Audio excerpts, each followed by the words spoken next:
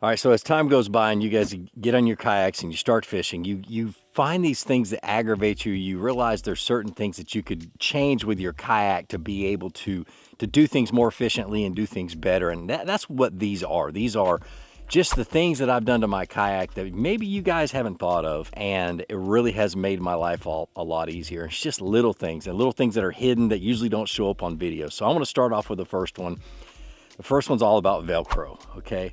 So I've got an Xi3, and literally if you've got anything that has a flat back or has anything that you need to attach somewhere to be able to remove easily and be able to get to easily, Velcro is a really, really good thing to have.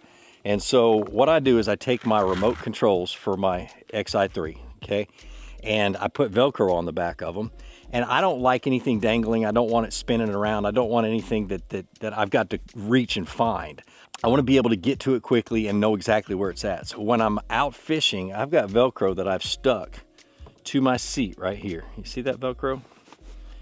And then that just goes right there just like that. So they always know where it's at. And then on my PFD, I've got a Stolquist PFD. It's in the, I don't know why I'm not wearing it right now, but anyway, it's got a Velcro pad right here, and I stick it right there when I'm standing up so I can always know where the remote is. That's been a life changer for me. I mean, just being able to have this. And then some of the pants I wear, it actually will stick to the pants because I've worn the pants out so much. So Velcro in places where you need to be able to get to things, it's always a good thing. Now, the next one is freaking cool, and I've only been doing this one for about 2 weeks, but I came up with this idea a couple weeks ago. Ordered this stuff off of Amazon, and I'm gonna flip my seat around and show you guys. So what I did is I've got tools, okay, and I always have this. I'll have a fish or a big fish sitting in between my knees in the net, and I have to get the hook out of its mouth, and I can't, and I have to reach way up forward and get to my pliers, or reach up underneath my seat and get my pliers. It was always just a little bit more of a pain in the butt than I wanted it to be. So what I did is on Amazon, I ordered a bunch of these little magnets, okay? These are little rare earth magnets. I can't remember how much it cost me. I'll put the link down in the description. Let me adjust my camera real quick for you guys.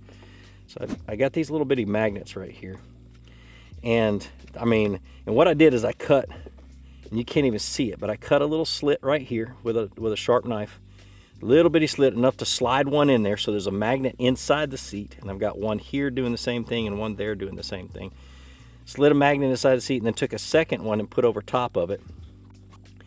And my pliers sit right there, and my scissors sit right there, and they're out of the way when I close the seat. And I can easily get to them really, really quick when I've got a fish sitting in the cockpit. I mean, come on.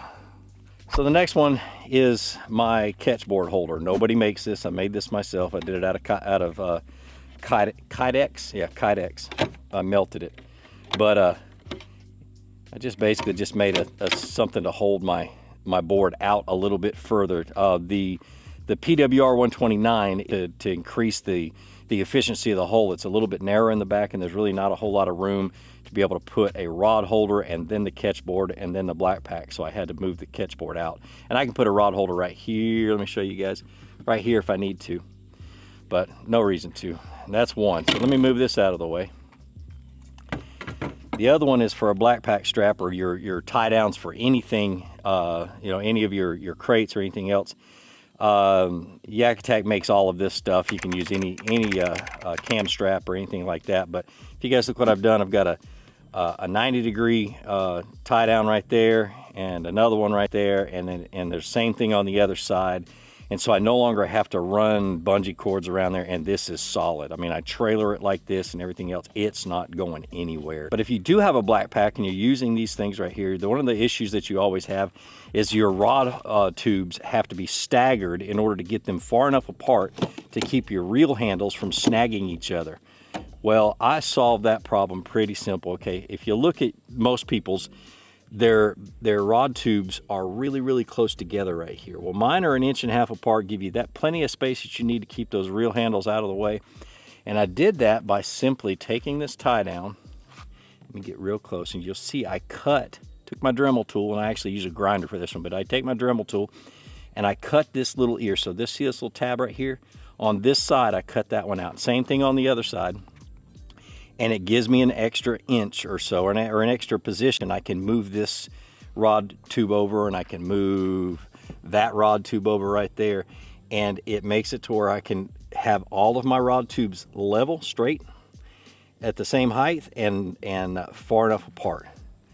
And I've been doing that for a long time, and it makes a difference. Now, I only leave these on there for demonstration purposes because of that. Now I don't need them now that I do this, so probably end up eventually taking all of these off. I just haven't done that yet. The other thing with a Blackpak is this short stack is great. I love it. You'll see I've got a ton of soft plastics in my short stack, but problem is that when you reach around to get into the bottom of your Blackpak, if you put your latches around the front like it normally is, it's hard to reach over here on this side and grab a hold of that that latch. So I moved the latches around. Let me go around the boat, show you guys what I did.